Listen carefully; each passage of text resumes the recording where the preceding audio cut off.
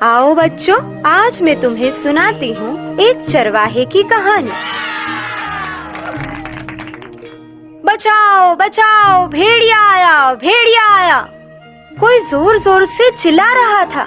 चिल्लाने की आवाज सुनकर गांव के लोग हाथों में डंडे लेकर आवाज की तरफ दौड़ पड़े।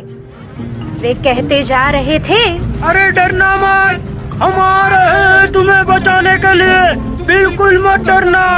आवाज के सूत्र तक पहुँचे तो देखा कि एक चरवाहा भेड़ बकरियों के साथ आराम से खड़ा है। अरे कहाँ है भेड़िया? चरवाहा उन्हें देखकर जोर जोर से हंसने लगा। भेड़िया, मैं तो मजाक कर रहा था। कैसे दौड़े दौड़े भागे भागे आ रहे। मजा आ गया। गांव वालों को उसके इस मजाक पर बहुत गुस्सा आया। एक आदमी बोला, तुम्हारे लिए ये हंसने की बात है भला?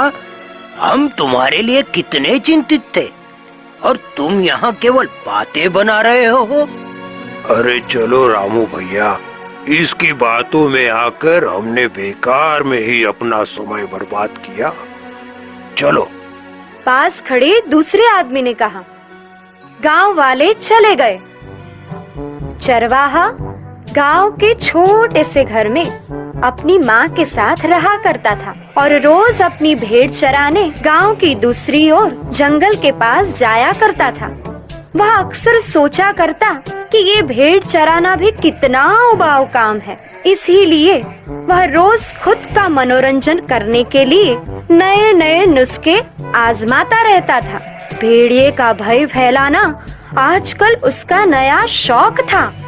एक दिन चरवाहा फिर से जोर जोर से चिल्लाने लगा, अरे बचाओ बचाओ, भेड़िया आया, अरे बचाओ, भेड़िया आया, भेड़िया आया। कुछ लोग फिर उसकी आवाज पर दौड़े आए।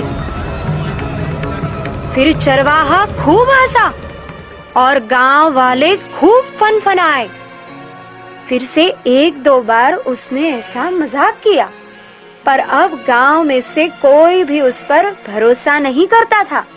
उसके बार बार झूठ बोलने से लोग परेशान हो चुके थे। एक दिन खेतों में काम कर रहे लोगों को फिर से अचानक चरवाहे की आवाज सुनाई दी, बचाओ बचाओ, भेड़िया आया, भेड़िया आया, मदद करो, कोई तो सुनो। लेकिन किसी ने ध्यान नहीं दिया। आपस में वे कह रहे थे, इसको तो आदत पड़ गई है हमें परेशान करने की, फालतू समझ रखा है इसने हमें। अरे बचाओ बचाओ, वहाँ चरवाहे की आवाज धीमी पड़ती जा रही थी। भेड़िए को करीब आते देख उसकी घिघी बंद गई। आवाज के अंतर को भांपकर कुछ गांव वाले सचेत हो गए और चारागाह पहुंच गए। भेड़िए ने तब तक भेड़ों के झुंड पर हमला कर दिया था। गांव वालों को आता देख भेड़िया भाग गया। चरवाहा घबराया हुआ पेड़ पर बैठा था। किसी तरह उसने अपनी जान तो बचा ली, पर अपनी प्यारी भेड़ से हाथ धो बैठा। गांव के लोगों ने उसे पेड़ से उतारा और घर ले आए। उसे अपनी गलती का एहसास हो चुका था। बार बार झूठ बोलने के कारण ही किसी ने उस पर भरोसा नहीं किया था। तो बच्चों, इस कहानी से हमें यह सीख मिलती है कि हमें कभी झूठ नहीं बोलना चाहिए। जिसने झूठ कभी न बोला, लोगों का विश्वास न तोड़ा, कठिनाई के वक्त में भी उसका किसी ने साथ न छोड़ा।